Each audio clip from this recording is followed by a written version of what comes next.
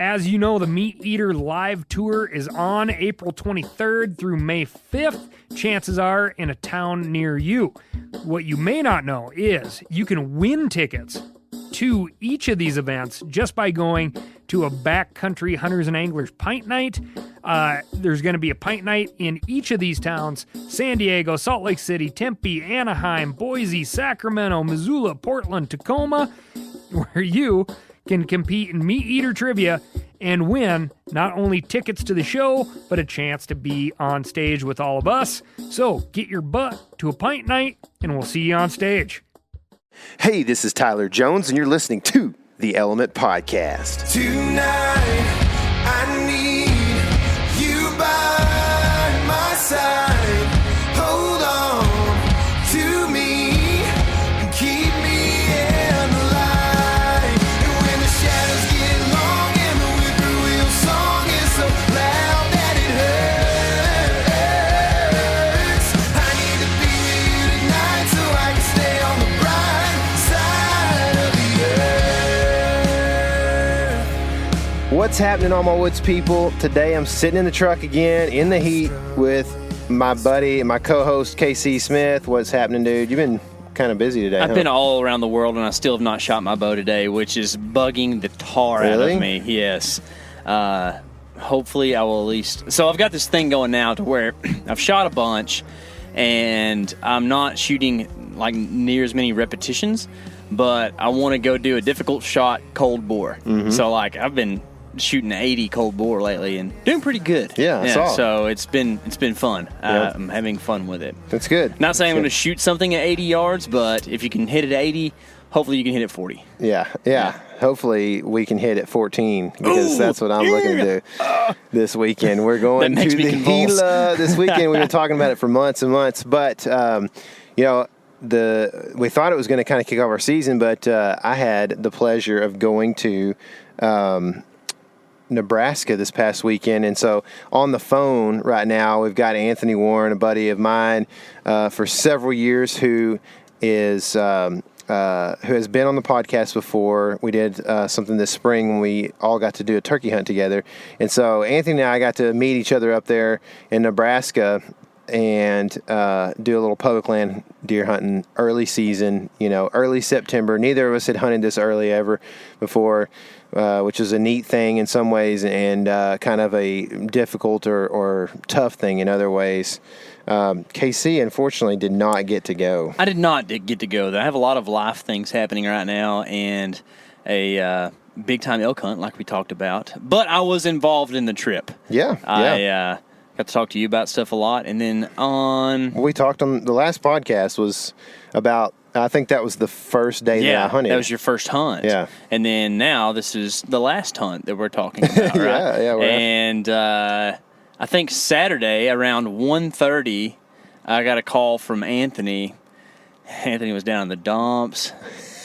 He's like, man, we've been searching all morning. I think Tyler and I are going to go get some lunch. It's fixing to rain.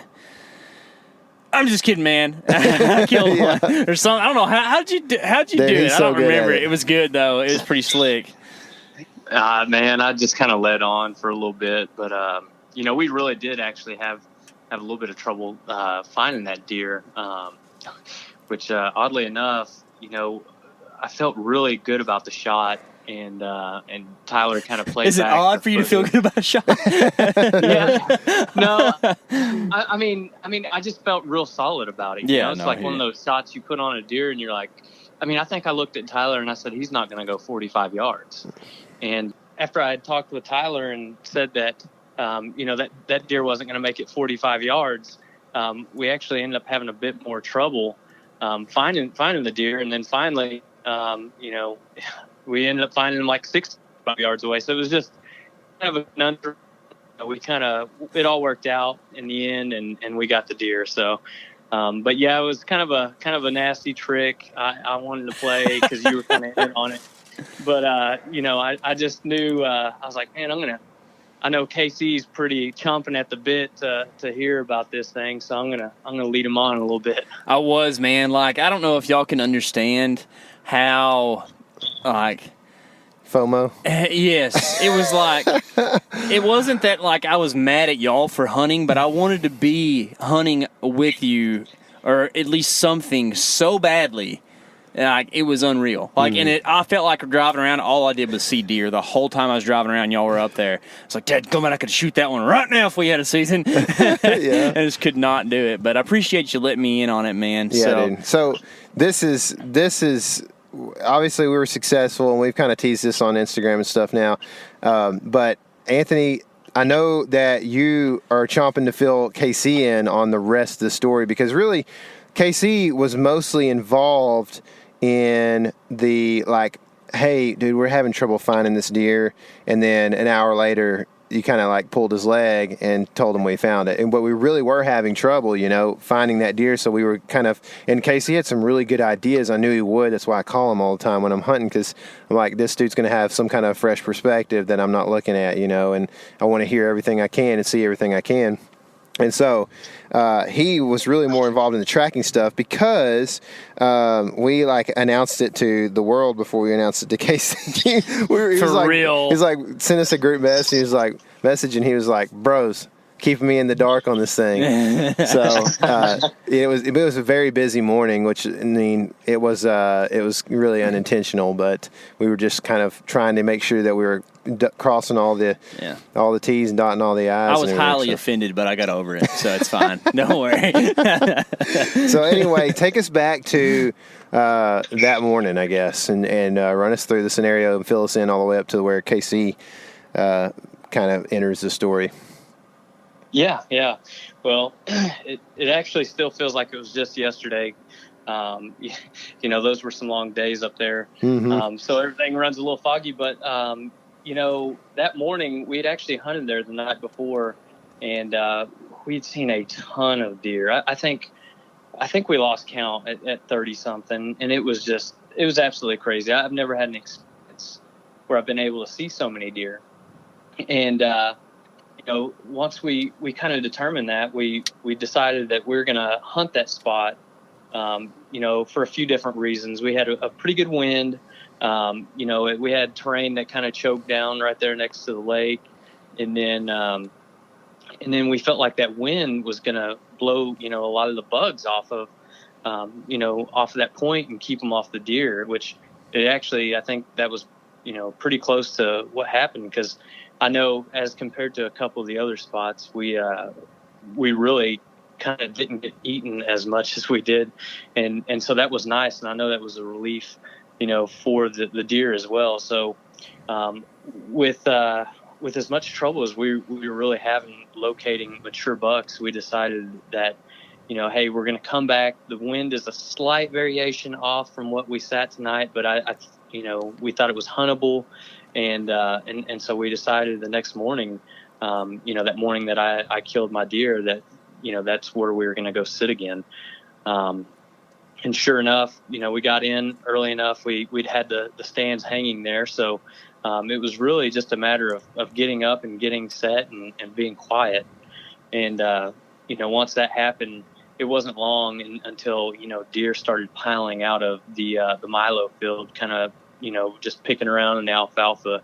And it seemed like they were kind of enjoying some of that breeze that was coming from the east off that lake. So it was, it kind of worked exactly like we had thought it would.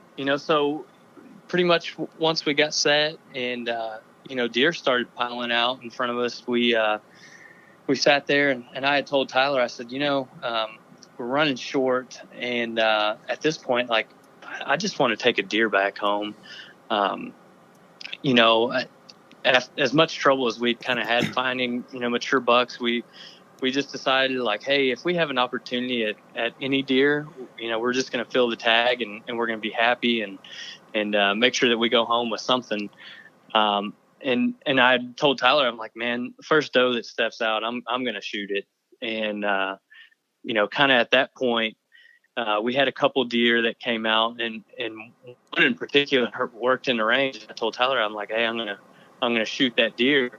And it was kind of funny. I think moments before that, Tyler actually passed his release over to me. Kind of a side story. The first day that we hunted together, I actually ended up losing my release and my rangefinder. No. Yeah, it was a pretty rough start to the trip. And the evening before, before I lost my release, I'd actually got stuck. So it just felt like the trip was starting off pretty rocky. Or muddy. Yeah, for sure. So from that, that point forward, I was like, man, I just don't know what's going to happen. So without a release up in the tree, me and Tyler are hunting. He passes the release over, and this doe comes out, and next thing I know, I was impatient. Tyler didn't even have the camera rolling, and next thing you know, I'm shooting a deer way too early. There's just a lot of things that weren't going to work out great with the shot, and I ended up missing that deer. So that doe was coming quick, because I think 3 deer or something came out from the Milo to the little cut field right there at probably 60 yards. And then all of a sudden this doe kind of kicks it and starts running for a second. And I'm like, all right, you better get ready. And I was like, get ready. And so she was at 30 before I knew it. And I should have known better, but I ranged for Anthony. And so I had the camera rolling, but when I looked up to range, I ranged her. I said, all right, she's about 30 right there, just so he would have a reference. And before I could get back down to my camera, he had shot. And so since he had my release, the first thing I thought was that he had clipped he had hit the trigger on accident because he wasn't used to where it was, And so I was like, as soon as he shot, I was like, because I knew it didn't hit. I wasn't looking at her, and I wasn't really seeing her in my camera. And so I had to hear it, but I didn't hear it hit. So I was like, what happened? I was like, what just happened? But I think it worked out for the better, right, Anthony? Yeah, absolutely. And, I felt kind of foolish. I just rushed a shot, and it was, looking back, I probably should have just held off, at least for a few seconds. And, I just said, well, it's early, and the chances of another deer coming by are pretty high, considering the fact that, we had encountered so many deer the night before. So, I don't think it was, it was maybe an hour later, maybe not even an hour, maybe 40 to 45 minutes when, all of a sudden, a couple more deer popped in the field, and they started working right toward us. And Tyler was like, hey, there's this doe coming right toward us. And I was like, okay, I'm going to shoot this one. And I told him, I said, hey, I'm going to wait till she's 30 and broadside, and, everything's going to work out. Well, she actually comes up and she sniffs the arrow that I had shot at the first doe. And she started to get a little squirrely, but she just didn't understand what it was. But obviously there was a little human scent on there, and she trotted off. Well, about the time that I was getting ready to draw, Tyler said, hey, there's a buck. And I was like, I couldn't see the deer at this point. Just his view was a little different than mine, from the stand he was in. And I saw the deer, and I didn't look for antlers or anything at that point. I just wanted to see a body, and I wanted to see it coming into my lane. And I knew that, the rest of it, if I could shoot well, that, it was going to be money in the bank, or so I thought,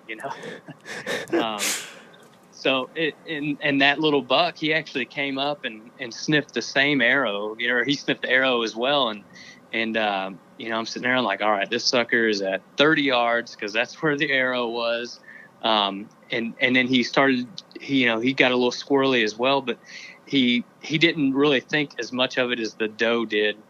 Kind of started cutting from my left to my right, and got kind of, broadside, but he was still kind of quarter too, but he got right in my lane. And it was, if he would have taken another step, he would have been out of my little shooting lane that I had. And I grunt stopped him, and he just looked straight up in the tree, doesn't have a clue. And I just let it rip from there. It sounded good. The deer, he actually did like a mule kick. And I was like, man, I've never seen a deer that mule kicked before, that took an arrow and ran for forever. So I felt real good about it. And then, Tyler was kind of holding off on, showing me the footage. He was like, well, I want it to be a surprise. I want it to be a surprise. So, I think we gave it probably 30 minutes or so. We went down. And of course, the first thing I do is go check the arrow. And immediately I was pretty disheartened, just because I found like a lot of bile on the arrow. And I was like, man, there's no way, I shot this deer, really, as far as left and right on a quartering two, perfect. Like I was like, I felt so rock solid about it. And then Tyler starts looking at it. He's like, man, I think you drilled that deer. I think you put it right where you needed to. And finally he reluctantly showed me the footage and whatnot. And I'm like, dude, there is no way that deer just takes off and runs forever. But being that we didn't find a whole lot of blood, I started to, kind of panic a little bit. I was like, man, I'm going to feel like a fool. We already started teasing people. And, I was like, I'm a joke right now. Yeah, y'all even hashtag BBD'd on that thing. Baby look down. Baby look down. Yeah. I know. I'm sitting there. I'm like, man, I was like, I will never live this down. As long as I live, if we started teasing this thing up. I mean, that's how confident though that we both felt in the shot. Mm-hmm. Yeah. And from there, we kind of were like, well, let's run back up to the truck real quick. And, because where we thought he had ran was some pretty tall CRP. And it was, I mean, there were spots where it was probably 10 foot high, and that's literally no exaggeration, and I was like, man, we're never going to find a deer if he ran that, especially if he took it pretty far. But at that point, we decided to do a couple things. The big thing is just using OnX and like, I know that played a huge part of, pre-scouting and kind of what we did once we were on the ground. But, we kind of went back and we said, okay, based on where we thought this deer had ran, where are the major trails? And so we started kind of backtracking and looking that way. And we just didn't have any luck. And as a matter of fact, at one point in time, Tyler had actually called me over and he said, hey, I found this spot of, it was deer feces, but it was kind of like, it was real soft. And so we thought maybe that deer had laid down right there and some bile had come out. And from that point, we just, everything started to kind of run loose, and we just didn't know really where this deer could have even gone at that point. So we took a break and we kind of just sat down. We were like, all right, well, what can we do? It was getting later and later, and Tyler was like, well, I'm going to go ahead and pull these stands down so that we can hunt somewhere else, because we've kind of made a lot of ruckus right in this area. And I said, yeah, no worries. And as he did that, I think, actually even before that, Tyler Milo trying to see if he could drive anything out. And I was like, well, if he bedded in that Milo, it's going to be a long, long day trying to find him. So it was funny because Tyler had walked through there and like a couple does had come out the other side, but that was it. And then, I decided, I was like, well, I'm going to give one walk through here. And it was crazy. I took nearly the same trail that Tyler had taken. And before I knew it, I see a spike jump up, and it was the same spike that I'd seen on the drone. And I was like, well, that's not my deer. So from that point, I was like, well, that means that my deer is still somewhere. And I was just like, I just don't know where. Tyler was like, all right, well, I'm going to start pulling these stands down. And I said, I'm going to check one more time. I just couldn't, just walk away. And I just wanted to, if I'm going to lose a deer, it's not because I didn't try to find it. And I was like, I'm going to go look one more time. And, I don't know if the Lord just blessed me with, good eyesight or finding one speck of blood, but I managed to find one speck of blood. And Tyler and I had said earlier, we're like, if we can just find one drop of blood, we can find this deer. And I said, hey, Tyler, I found some blood. He was like, no way. He comes over and it starts leading to this main trail into the CRP. And, we went probably 15 yards and all of a sudden I said, there's a Russian olive in the same ditch line that our tree was in that we had actually shot the deer from. I said, let's just go ahead and I'm going to walk over here real quick and just make sure he's not laying underneath this tree. And that way we can kind of disqualify that area and really focus on going back to the CRP. And I mean, I walked, 15 steps toward that direction and I could just see him laying on the berm right underneath that tree. And he had probably been dead within 10 seconds of me shooting him. Dang. Yep. He ran probably 60, 70 yards total. That was it. I mean, he was stiff as a board. And I think a key part of helping us find that deer and just giving us the confidence that this deer was dead was filming it. And I've said it before, I think, on the podcast, but not everybody can film their hunt or whatever. I mean, I guess technically you probably could, but, me being able to really be zoomed in on this deer and be able to see where it hit was a big confidence booster. And it was, at the same time, it was confusing. And so there was a lot of confusing things during the hours that we tracked, but it was kind of confusing that how this deer, and I knew that because it entered right on the shoulder. And so in the footage when he's running off, I was like, man, I'm pretty sure his shoulder's broke. You can see it just kind of him not using it. Even right after he gets hit, when he goes to load up and kick, he stumbles right just a touch, you know what I mean? And so I said, well, he's not going to, it's kind of high. It's right where it needs to be, but body-wise, it's kind of on the high side on the entrance. And the exit is in the stomach, just right behind the last rib. And so it's a double lung, but I don't think it's going to bleed out that stomach hole really. And so, and then it's going to take a long time for the blood to fill up in the cavity. So it's he's not going to bleed very much first off. And luckily we found blood 20 yards. That's where Anthony found blood, was from where he shot it, probably 20 yards. And it was right. Another thing is that he was looking in the spot that deer went into the tall grass, because we had that deer on video going into that exact spot. And I'm telling you, if we hadn't seen that, I mean, he could have looked in a 10-yard spot, which is pretty narrow lane there to be looking for a deer. If you had an idea oh, he's in that 10-yard window. I mean, luckily he knew almost exactly that deer went into the grass, because, dude, I don't know how he saw it. It took me 5 or 6, 7 seconds to find the blood when he was it's right there. And I'm I can't see it. It's that I don't know if it's Johnson grass or whatever, but it has all the rust colored spots all over it. Oh, it was the worst, dude. Yeah, that's so terrible. It was the computer, being able to put it on the computer and look at several things and make assumptions was a big thing for us finding that deer. But man, we were celebrating before, and we were celebrating at that point too. It was velvet buck, public land, and like I said, hashtag baby buck down.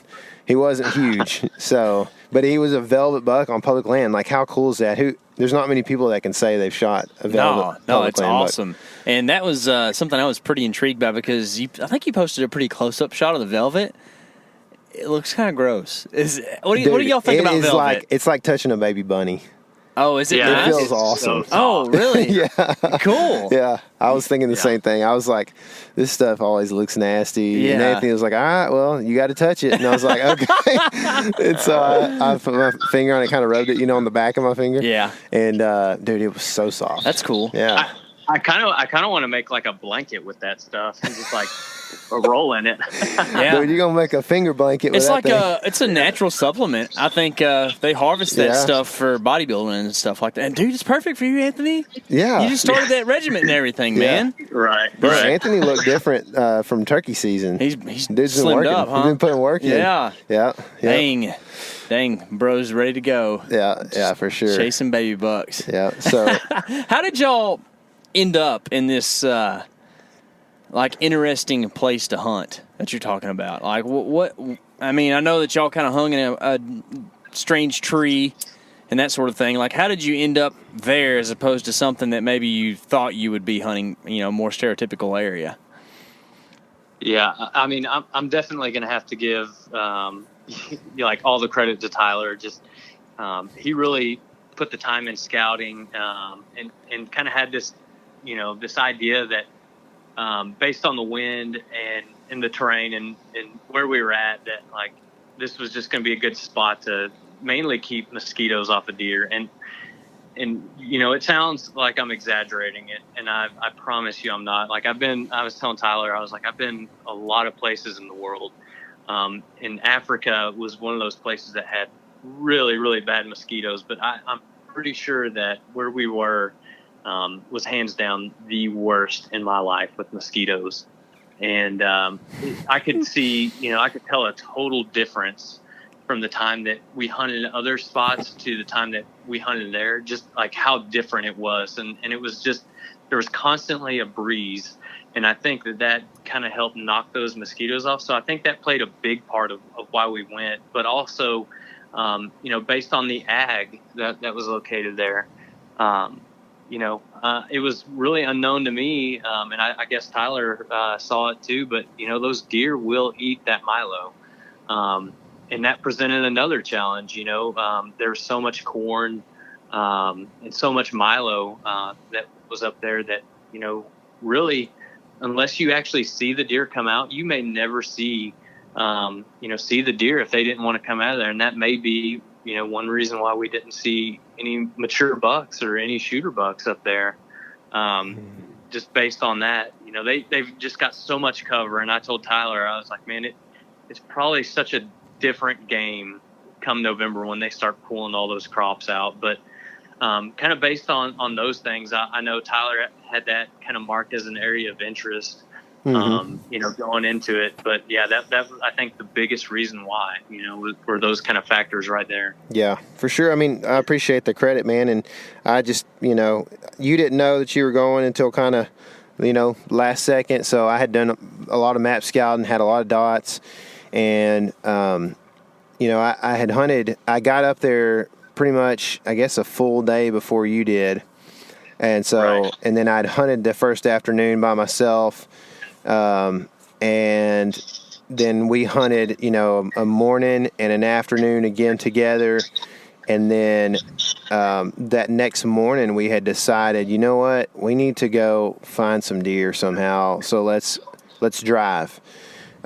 Because so like it all kind of just, this is the thing. I was listening to the podcast I did earlier or last week. I was listening earlier and I was like, man, if, I can tell the things that I didn't know at that point in that trip as well, and I wish I had known. But,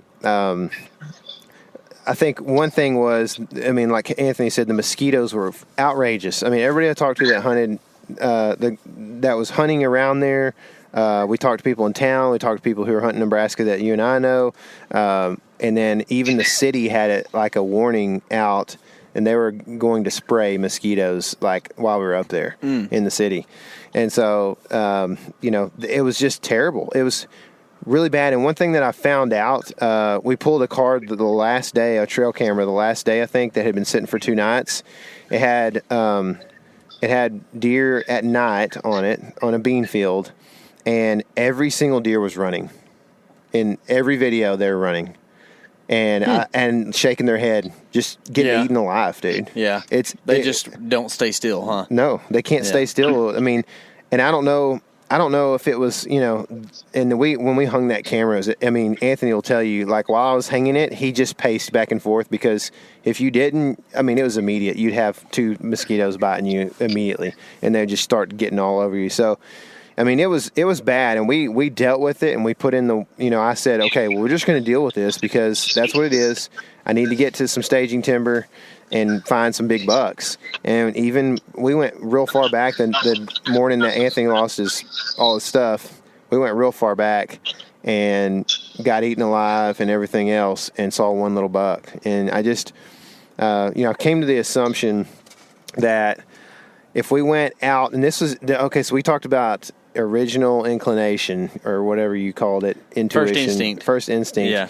And we ended up killing that buck that Anthony killed probably a few hundred yards from where I was going to hunt that first day, from the first place I wanted to hunt. Really? Yeah. So, and I had told you that everybody that listens doesn't know this yet, but in the last podcast, when I pull up to look at that field and I couldn't quite see what was in there, it was a fallow field. And the guy we talked to while we were up there, who manages a different kind of quarry up there, had that whole shelter belt removed, and so it was dozed out, and so there was nothing to hang in or hide in next to that field, and there was no beans in that field like I thought there would be. And so I was just like, and I actually jumped a 6-point in that milo that I was looking at from the truck right there. And so anyway, the next morning we went and checked on some beans, because we had gotten news that they were in beans, and there just wasn't a lot of beans in that area. Like Anthony said earlier, it was corn and milo, which, I mean, hard to hunt that time of year.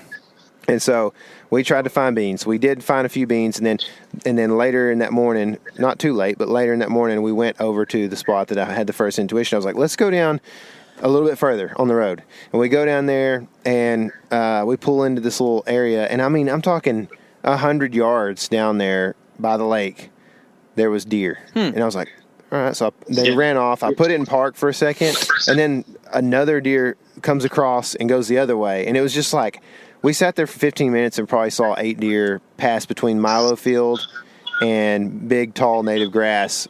Like, there's a little small window there, and they were like 100 yards from us, dude. And that was in the morning they were doing that? In the morning. Really? Yeah. And so we quickly looked at this situation. I was like, dude, this sets up really good. The wind's not perfect, but it's pretty good.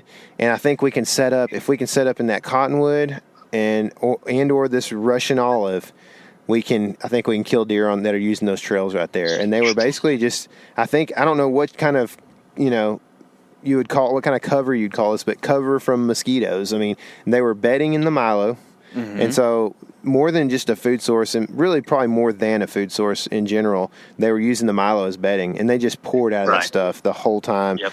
And it was crazy. Like, they would be standing up and you couldn't see them, and they would just all of a sudden just leak out, and you'd be like, holy smokes, where'd that deer come from? If you had the right angle, you might see a head sticking up in the milo, but that's about it. Like, I mean, you really couldn't see anything. If there was a big old buck, you might see his antlers, but we didn't see that. So. Yeah, we also came to the conclusion that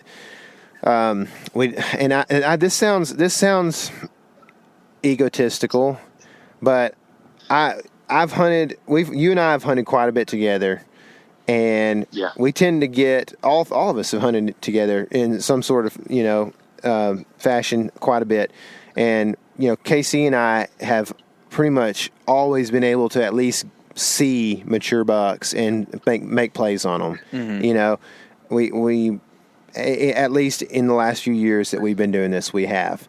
And so I don't know if that makes us a good hunter necessarily. I'm just saying that we're at least more determined or harder, we're harder about it or whatever than some guys want to be, maybe. But I feel like the things that I did on this trip were as much or more than anything we've done as far as effort and everything and making the right decisions. I felt good about a lot of decisions I made. And we didn't see it driving or hunting or anything. We didn't see a deer that was maybe even over a year and a half, but over 2.5 for sure. I mean, there was just no big bucks. And so I did a lot of research. We talked to some guys a couple nights that were staying in town that hunt there every year for the last 7 or 8 years. And they were like, dude, people, when gun season comes, we've seen people walk from their house out of town down to the lake with rifles on their shoulders and they're just ready to go get their deer, and they shoot everything that moves. Yeah. And I think that there's definitely some good deer there. I mean, we saw some deadheads that a guy showed us, but I think there's not a lot of older age deer there. Bad age structure because of, I guess Nebraska has a fairly liberal gun season. They do, and I think their management is based. Is like it's an opportunity instead of a trophy hunters. Well, they produce a crap ton of deer, right? Like, it sounds like there's a lot of deer there. Oh, I mean, we were seeing what we kind of figured was about 10% bucks to does. Yeah. And that 10% is all 1.5 years. I mean, it's all does that they're hanging with the does. You know what I mean? they're not bachelored up or anything. Which, like Anthony said, his buck that he shot was with a doe. You know, they were just, you know, she probably had him a couple years ago. Still has milk on his lips. Yes. And I would be willing to say that probably 45% of the deer we saw were probably fawns that were just born this year too. Yeah. You know, so I mean, which is good, but at the same point in time, I do think, from my perspective, I think, you know, the pressure there is probably great enough that if a deer makes it past 2.5, then you might see them in November daylight, maybe. You know? Yeah. So. Yeah. And that's when rifle season is November. So, you know, it was a tough thing. We got to the point, like Anthony said, where it was like, you know what? I don't know that there's that many big deer on this property, and we don't really have time, gas, money to go looking on different properties an hour and a half away or whatever. So we're going to hunt this, and it's great habitat. I mean, and I think that's why there's so many deer there. And the fawn recruitment looked pretty excellent. I mean, every doe had a fawn with it pretty much, or at least one, you know. So it looked like, you know, good production, but... Would y'all go back there and hunt that place again in September? For me, I wouldn't hunt that particular place, but I would try Nebraska again. What about you, Anthony? But I probably wouldn't go there back, you know, in September. But, you know, I might go back there and try an October hunt, you know, or early November.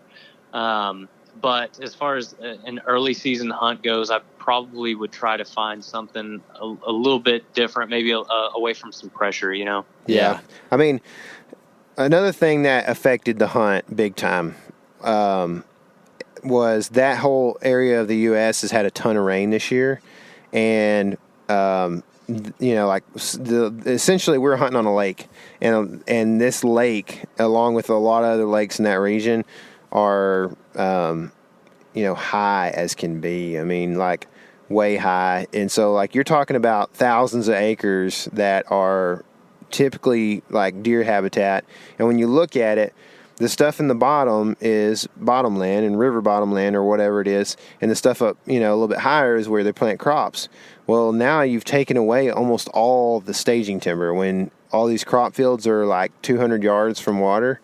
So it's kind of like where the big buck's going to be. And so we had trouble finding like, you know, a place where I felt like there would be a buck between or on the other side that I could get in between with him and ag. You know what I mean? So yeah, that could have something to do with all the observed deer densities too. You know, the deer density might not be quite as high. I'm sure it's still good, but I mean, if you're talking about taking out 1/3 of the deer habitat in that, you know, drainage or whatever, like you're going to displace quite a few animals by doing that. You know, so it might have a huge difference. Would you?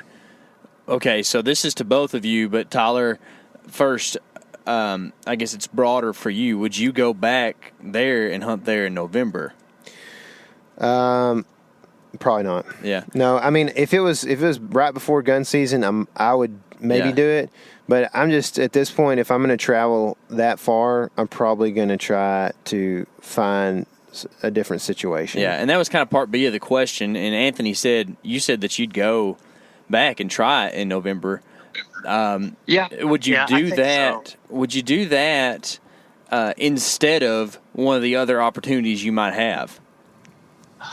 That's pretty tough. Yeah. See, that's the hard. Yeah. That's when it starts getting hard, right? Because we all have this like idea, like, yeah, I'd like to go back, and then you start like saying, is that better than going over so and so? You know, maybe not. I mean, you live in Missouri, so like, how do you leave Missouri in November? You know what I mean?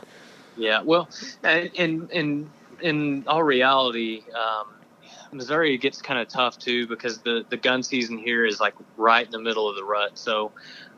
You know, typically I would focus a lot of my rut, you know, rutcation, if that's what you want to call it, over in Kansas. I've got a farm that's probably 2 hours and 45 minutes from where I live now, and it produces some really great deer, and that's always going to be my first option. But, you know, if I could, in a perfect world, if I could kill a buck early in Missouri, you know, you say like early October, and then kill pretty quick, you know, in Kansas, then I might explore that. But I definitely would not. I definitely wouldn't go back for an early season September hunt over to that place where we went. It was pretty tough. Yeah. It was, man. Yeah. But and now, you know, kind of going back to the question, like, I probably wouldn't go in November if I still had my Kansas tag in my pocket. Yeah. Yeah, that's the thing is, like, if I'm going to hunt in November, I mean, I would hunt Texas before I'd go back there. Yeah. Like, I'd rather be sitting in a stand in the middle of November or early November on some public around here or whatever, despite the fact that our rifle season's open.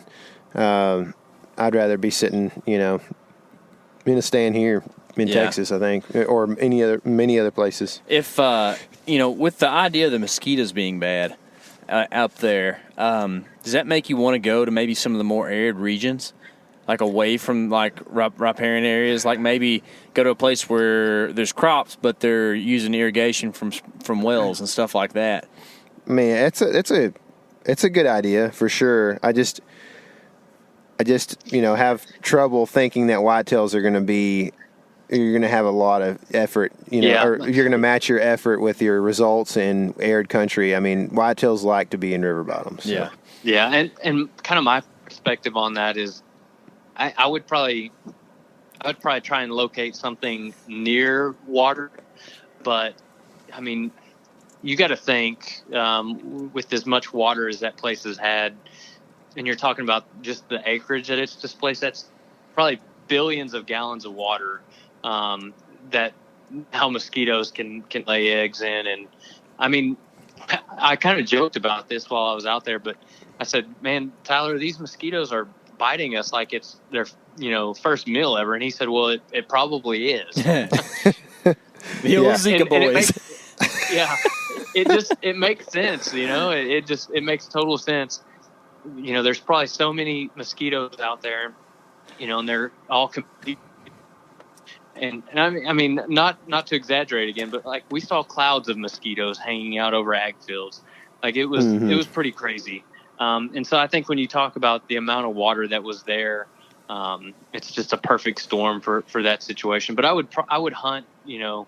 I'm okay with mosquitoes, but that was just to the point where it was like you kind of start to panic when you get bitten that many times. No, I mean, dude, it was, I hate to do this. I don't want to do this because I didn't feel like it was, I don't know. I feel like every hunt that I do that's somewhat difficult, it makes me tougher, I guess. But, and everybody comes back from some hunt out west or whatever and says, oh, it was a tough time, but we got it done, or vice versa. It was a tough time, but we just, we're close. We didn't get it done.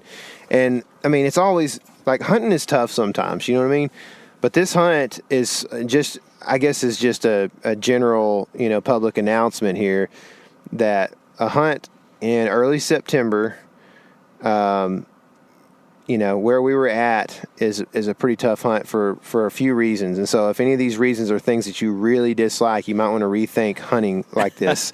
You may want to stay in November, or you may want to stay in state or whatever. But, there's the bugs that we had, not to exclude flies that were pretty rampant as well. And then, I camped, or we both camped, and I camped Tuesday till Saturday night all the way to Saturday night without a shower. I didn't have a shower the whole time. I mean, I took water and did a couple of shampoo baths with the no scent shampoo or whatever, just here and there, and splashed my armpits and everything. But we were hunting a lot. We were hunting the whole time. You know how I hunt, and so we didn't have a whole lot of time just to sit around and take naps and do that, and shower and bathe and everything. And so anyway, there's that factor because we camped. There's the setting up the tent every night on a WMA because you don't want it to get stolen, so you don't leave it out there, right next to a parking area on a WMA. So you have to set your tent up every night. Then there's the long days. So I mean, I don't think we went to bed before 10 the whole trip. And the night that Anthony got stuck, it was like midnight. Oh no! And we got up at 4:30 the next morning. Oh no! So I mean, it's a drain. And also we had one day. Most of the days were okay, but one day it was 97 as a high, which is like Texas heat, and it was not super arid. in that area. So when you lay down to sleep, it's pretty warm, and you're sitting there, and it's not windy. It had been 97 earlier in the day. I mean, there are a lot of things that could make this hunt uncomfortable for a guy. I had a blast. I tend to have I don't know. I wrote an article for a guy one time about being a traveling hunter, and I think a lot of it just boils down to how tough how tough are you? Do you want to be tough? And if you don't want to be as tough as what I did, I guess, and that's fine. Go get a hotel and spend some money. But personally, I don't have the money to spend on a hotel up there for 5 nights or whatever it was. So just some things to think about, I guess, generally for a guy who may be going, man, that'd be cool, even just to go up there and shoot a doe, or have a shot at a young velvet buck or whatever. And it is cool, but just make sure that you don't get up there in day 2, which day 3 I think was 97, and I wanted to give up after that. I was ready to give up, and luckily we had a cool front come in the next morning, felt a lot better, and I think that was actually the morning we saw all the deer, and made game plan for the next couple of hunts. So anyway, that's cool, man. Anthony, you got any overarching things that you kind of learned from the trip? Man, first, Nebraska has a ton of deer, so if you are looking for opportunity, I would definitely say, go try it. Kind of like Tyler was saying, it may not be for everybody, but, all in all, it was a tough hunt in a different perspective than, it's going to be obviously not as tough as going to the Gila for 8 or 9 days and, carrying everything you own. And I've done those kind of hunts. So, I know that, but as far as mentally testing yourself and going out and saying, man, I'm going to endure this heat and the bugs and not seeing a lot of bucks. If that's kind of what you're after, then, it's sounds great. Yeah. Ticks, chiggers. I got so many chigger bites right now. It's not even funny. Yeah, me too. So, okay. So you went, wait, do you have anything else to finish off here? I'm not cutting you off, am I? Oh, no. I'm just going to say it's a great opportunity if a guy wants to go out, but, that's pretty much it. And then, just put your homework in. So, yeah, you could kill a deer for sure. I mean, there's no doubt in my mind. There was so many deer. You could have killed a deer in the first night, right? Oh, I had, and the video has released by the time you guys listen to this. But, I should have killed. I had 2 6 points, 1 velvet, 1 hardhorn under my stand at 4 yards, Oh, that's terrible. And they were just, dude, they were in a spike as well in velvet, and they were chasing does around and grunting and stuff. It was awesome. So go watch that video. But, and I was like, you know what? I hope I don't regret passing that deer. But I just didn't know enough at that time that I wasn't, when you see that, the first afternoon that you hunt, sure, then you think, okay, well, surely I can find an 8 point somewhere, That was one of my questions for y'all was, and I understand, Anthony's buck is a great achievement, but as far as trophies go, right? The way the world sees them, it's not a trophy, right? Yeah. So how hard was it to change your expectations from I'm going to go try to find a mature buck to, hey, it's legal deer time? Was that hard to do? Did it take a couple days, or did that, and were y'all, each of you, different on that? Go ahead, Anthony. I think we were a little different. Kind of my perspective, is this. I made this trip up here, and more than anything else, I really just wanted to deer hunt in a time that I don't typically get to. I mean, our season here opens September 15th, so it's not it's not like a month or so till I get to hunt. But, I'm actually making a transition over to active duty. I'll actually be there probably by the time this podcast gets out. And so I really don't know what my hunting schedule is going to look like for me this year. And really the expectation, I told Tyler this, I said, I'm going to try and go somewhere and kill a mature buck. That's a given, that's what I want. And, kind of from there, I just said, if that happens, awesome. If not, I'd like to at least be able to take some meat back home. Not that the tag is just overly expensive, but you put time and money into it. You want to come back with something, and then of course the wife, she just thinks, hey, you ought to be able to kill something every time you go hunt. She's like, you didn't get your deer. So I didn't want her busting my chops on that either. But no, I think, from a realistic standpoint, after the first 2 days, I felt like we had seen a pretty good amount of the place that we were going to be able to hunt. And I was like, man, I'm not seeing the buck activity that I expected to see.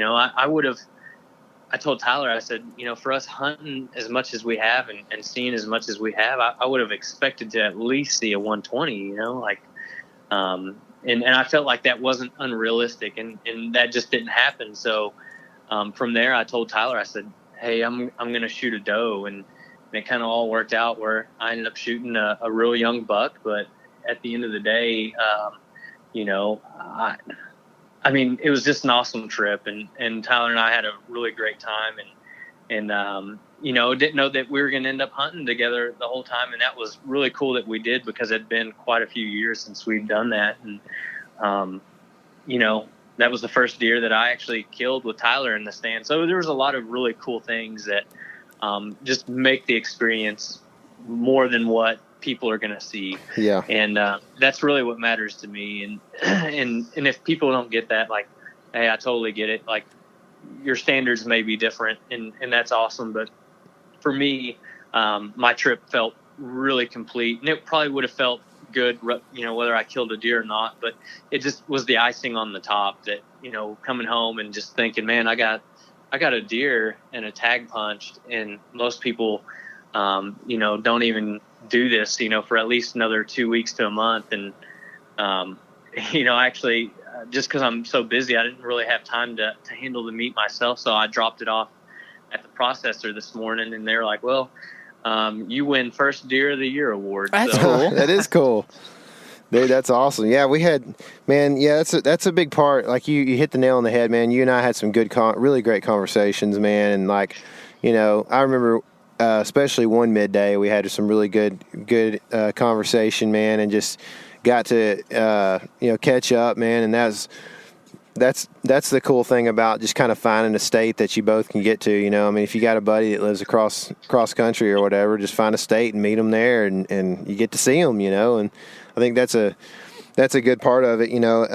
It's funny that interesting, maybe not funny, probably not funny to you at all, but that you mentioned that was the first deer that you actually killed with me in the stand, because that's not the first deer you've shot with me in the stand, right? No. There's a little backstory here. Yeah, your listeners should be pretty well acquainted with Frankenstein or Frank for short. I had a couple run-ins with that deer, and so it was bittersweet the way it all ended. But like, the sweet part was that, like, my good buddy, harvested that deer, and he's a freaking ancient deer. And then the bitter part was that I had him at 40 yards and hit him high in the shoulder. Yeah. But it's kind of funny. I think going back to it, that deer that Frank, when I shot him, that was like one of our very first sits together in I think it may have been our very first sit ever. Was it? Together in a tree stand? I'm pretty sure. And I didn't shoot him the first night. It was the second night, but it was still the first time I had ever, done anything with you. We had filmed some stuff, but I'd never hunted in a tree with you before. And then it took, however many years till this year before I actually kind of filled a tag with you in the tree filming. So it was, it's kind of full circle, And, the last time you and I sat in a stand together, we saw Frank. Yeah, right? Yeah, Before, we did. So, until this hunt. Yeah. So, it was getting late December, and Tyler and I had already decided, because I want to say it was toward like the 20th day or something of December, somewhere around there. The 20th, yep. And we both said, well, we're going to give this one more shot, and we were like really hopeful, because Frank had been showing up like really consistent, like almost, every day at the same time. And so we kind of got a little complacent. And that time had went by, and I think like an hour had gone by, and we knew that this was going to be the last hunt. And we sat there and we were like, well, it's over. And we started joking around and talking. As a matter of fact, I think we were talking about elk hunting or something stupid. And next thing I know, you look back behind us and you're like, don't move, it's Frankenstein. And by the time you said that, he had already seen us because we'd been loud and just joking around like a bunch of fools, and he took off. And that was probably well, that was your season. Yeah. He was literally at 20 yards when I saw him. Oh, my. But he had seen us already, which was real cool. So I'm hoping to not have a situation like that again, even though Casey and I can crack up in a stand for happens. sure. Dude, another good thing about that deer that you shot, because you mentioned a real young buck, it was a real young buck, is that I'm pretty sure that you didn't use a knife to get the tenderloins out. Is that correct? That is actually correct. Oh, just fell right out. That's Tasty. pretty incredible. So I pretty much, Tyler and I was like, man, how do you think I need to do this? And he's like, I'd probably just go with the gutless method. And I was like, yeah, I think that's probably what I'll do. And so I start kind of doing that. And I was just getting mauled by flies at that point. But, I'll take that over the mosquitoes any day. But anyhow, I was doing that, and I told Tyler, I said, well, here, I'm gonna get the tenderloins out real quick. You want to see how I do this? And I started feeling up in there, and I could just feel it kind of slip out. And I was like, well, I'm just gonna pull this sucker right out then. So I just slid my fingers kind of over the top of the tenderloin, over the rib cage, or where the rib cage meets the spine, and it just basically, I used my finger and just ran it across, and it just disconnected. Oh boy! And I was like, oh man! And so then I just reached my hand back in there and kept grabbing and slowly pulling and grabbing and slowly pulling until I got to the origin of it, and it just pulled right out. Literally less than 5 pounds of pressure, I would imagine. It's awesome, dude. Man. This is kind of a little bit off subject, but you mentioned earlier that, we're talking about how this hunt is difficult in its own way, and you've done some difficult hunts. And I think I know which one you're alluding to. I guess you've done a couple of sheep hunts, one as a hunter and one as a videographer. I guess let's talk about the one as the hunter more than anything. What are the difficulties that you would deal with on a hunt like that, where you might not have mosquitoes and hot weather as much, that make a hunt like that difficult? I guess I'm just curious as to what the difficulties are in a hunt like that, because this is the time of year that I kind of want to be in the mountains, Yeah, sure. There's a lot, because those hunts require just a lot of logistics in a way, because you're going to live on your back, and obviously I followed along with your backcountry mini series and everything, and you had some awesome guests that kind of some of that stuff I had to kind of learn as I listened to the series, and some of it I had kind of already used in the past. But a hunt like that, man. So the hunt you're referring to, where I was a hunter, it was actually an unlimited sheep tag. And I'm not going to say where at, because I plan on going back and kind of figuring that out. But to give a little backstory, I actually put in for the tag not knowing that I was putting in for an unlimited unit. It's kind of just a rookie mistake, right? And then one day I'm sitting at the house, and this envelope shows up, and it says, congratulations, you've drawn tag such and such here in Montana. And I'm like about to pee down my leg because I was so excited. And so I basically at that point start doing my research and looking at the map and kind of getting going and contacting biologists and just all these things that you would try and do to be successful. So some of the challenges that you face are, for us, for instance, like when you go into the backcountry in Montana, it might take, one storm and you may not ever even get out of the valley with your vehicle because, I think, a couple of years back, Montana got hit so hard with snow that like 5 feet fell overnight, and there were just guys that just could not get back out, and trucks and trailers had to stay in the valley until spring, and so that's pretty crazy on its own. Yeah. And then you're talking about what you're going to do for water and what you're going to do for food and how you're going to sleep and how you're going to deal with grizzlies and just all these different things that you don't think about as a whitetail hunter, and especially trying to figure everything out on your own. You dealt with grizzlies some, right? Yeah. We had an encounter with a mom and 2 cubs, and she was about 4 miles or so from where we were camped out, and so that's kind of eerie, but it's not like, oh well, I'm sleeping here. But then as we were packing up camp, or we were going to go scout one night, and literally 75 yards from camp, we found a big pile of bear scat, and we were just like, oh man, and it was pretty fresh, so that kind of kept us up at night. I just did not sleep the same. After that, just real light sleep. Mm-hmm. And then so that's always a concern. And then fortunately for us, we actually had a little bit of runoff from some snow melt and stuff like that. So water we were actually able to find pretty well, and we kind of used a couple different methods.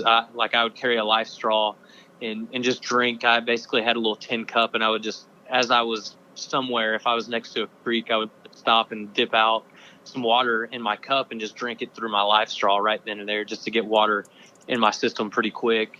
And then purifying water, and I always kind of have this saying that 2 is 1 and 1 is none. So I try to have a couple different methods for purifying water if I can. Mm-hmm. And just long days on your feet, man. Like, especially in that country, it's, there's, unless you have horses, you're just not going very far, very fast. Right. So, just a lot of miles spent walking, and a lot of time spent sitting down glassing and trying to locate, a legal ram. And so, at the end of the day, it was another one of those experiences that, like, it sucked, but it was also so much fun. Like the long walks were not fun, but the camping aspect and being with good people, that's really fun. And then just the thought that, like, man, I got a sheep tag in my pocket, and I'm hunting sheep right now. So that's kind of a really cool feeling as well. But definitely really challenging. And again, I would say, like, if you're interested in that kind of stuff, like, give it a go, but just know, like, if you aren't ready, the mountains will let you know really quickly. So. Yeah. So I guess kind of coming to the conclusion here a little bit, you've been in the military for quite some time now. What do you feel like on some of these hunts that are tough like this? What do you feel like is one of the biggest things that you've learned from military life that is most advantageous for you going into some tough hunts like this? And I would just say to, never quit. Obviously having a positive attitude, like, helps a ton, and everybody can get down. But just not quitting, and just knowing that, like, what you do right now matters for the future. And, if you give up, like, you're never gonna reach that reward. So, like, something that I've always heard said, and maybe it's not so common, but, like, the gold pot or what you really want or desire in life is on the far side of adversity. And I believe that, like, 100%. So, if you quit just 1 second early, you never know, big buck or that big bull or that sheep or whatever it is, or just anything in life. You just never know if you're going to achieve it if you quit just even a split second early. So, like, my advice is just like never quit and just be tenacious, you know? Yeah, it's good. I believe the night that you shot Frankenstein, we were about to quit because of the no-see-ums, right? Yeah, we really were, and you know, it's just, I think you told me, you said, hey, let's stay here for 3 more minutes. If we don't see anything in 3 minutes, we'll get out of here. And it's funny, when we saw Frank come out and I was getting ready to shoot him, I don't remember a no-see-um at all at that point. You know? So, you know, everything changes in a split second. And, you know, that's one reason why even after I lost my release and my rangefinder, like, you know, it sucked, but it is what it is. And you just drive on, right? And like, I didn't want that to like sour, you know, your expectations or like, you know, what you were hoping to do. And so we found a workaround, and you know what? It was like, I think it was for the best because we both got to sit there and hunt together, you know? So yeah, for sure. It turned out, but yeah, just be tenacious. Don't quit, and just like put yourself, one thing that I try and do is just put myself in a really positive mindset and like zone into that mindset and like just forget everything else even exists. And if you can do that, you almost have to be borderline crazy, I think. But if you can do that, like, you're going to find success. Yeah. Well, dude, I'll try to remember all that when it's 17 and blowing about 35 in Kansas this winter. Yeah, for sure. I'll try to remember those words of wisdom. KC, you got anything else, man? No, man, it's just really cool. I'm like super happy that y'all were able to go up there and Anthony shoot a deer, both of you there, and, you know, deal with the adversity. And it's awesome. And I hope that next year I'm able to make that sort of a trip. I don't know which one it's going to be, but I would like to be hunting whitetails in September because it looked like, I know it stunk, but it looked like a ton of fun too. It could have been better. I mean, as far as easier, you know what I mean? I mean, for one, I think it was like, you know, mosquito flock of the century or whatever for one. And then, you know, so like maybe there'll be less. And then you also got, you know, possibility that it's not going to be 97 one of the days that we're up there next year. And then, you know, also if you want to stay in a hotel, you know, you can split that kind of thing, 2 or 3 guys pretty cheap, you know, whatever. So that makes things a lot easier. Getting showers, it just makes you feel better, and having a place to store your gear and stuff, you know, and not have to put a tent up at 10 o'clock at night. So all of that factors in, man, for sure. Anthony, man, I appreciate you hopping on the phone with us and doing this tonight. I don't know if you don't really have any skin in the game as far as I know, but if you want people, I know you've got a really good Instagram profile. If people haven't listened to the first round go around with us from this spring, how do they find you on Instagram, man, or wherever else you want to send them? Yeah, they can find me at _imagery, and you know, check it out. I don't post as much as I used to. But you know, I like to think that I've got some decent stuff on there. So sure, you do. Yeah, if you wanna reach out on there, I'm more than happy to talk to anybody. I love meeting new folks and you know, talking to people. So yeah, if you go there, you can find my stuff and reach out and say hey. Cool. We'll put your handle in the show notes. Sorry. And so if anybody's interested, go check that out. Also, we've got, we're going to be releasing videos from this series, at least 2 probably. So maybe 3. So I'm going to try to have those done before we go to the Gila, which if you're listening the first day or 2, that's coming up real quick here, like this weekend. So hopefully all of this footage will be out before we go to the Gila. And when we on the way back from the Gila, KC and I will pick a winner of the VORTEX binoculars, and I think we're gonna get to give away the Exodus trail camera as well. If they get after it, they will. It's grown a lot. Yeah. I would really like to get 299 reviews. Yeah, honestly. me too. We need another camera. But if we get to the 300, we're giving away the camera. That's right. But we will keep it at 299. Believe me. So Yes, you better get that last review in there. That's right. So go give us reviews on the Apple Podcast platform, and you are in the running for the trail camera, the VORTEX binoculars, and any of the swag that we're going to give away, which are just shirts, and we might give away a sweatshirt. I know they're expensive, but we might give one away. They're pretty cool. So anyway, if you don't think you're lucky and you can't win one of those things, you can buy those shirts online at theelementwild.com. So anyway, go check all that out. Go check out the videos. I'll try to link to whatever we have released at this point.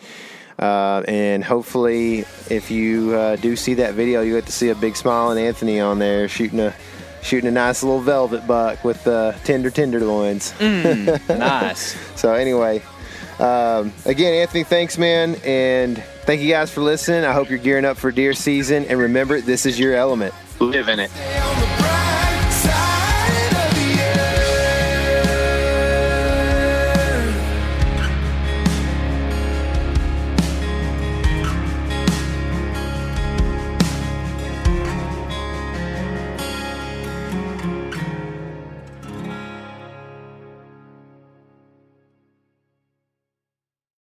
As you know, the Meat Eater live tour is on April 23rd through May 5th. Chances are in a town near you. What you may not know is you can win tickets to each of these events just by going to a backcountry hunters and anglers pint night. There's going to be a pint night in each of these towns: San Diego, Salt Lake City, Tempe, Anaheim, Boise, Sacramento, Missoula, Portland, Tacoma, where you can compete in Meat Eater trivia and win not only tickets to the show, but a chance to be on stage with all of us. So get your butt to a pint night, and we'll see you on stage.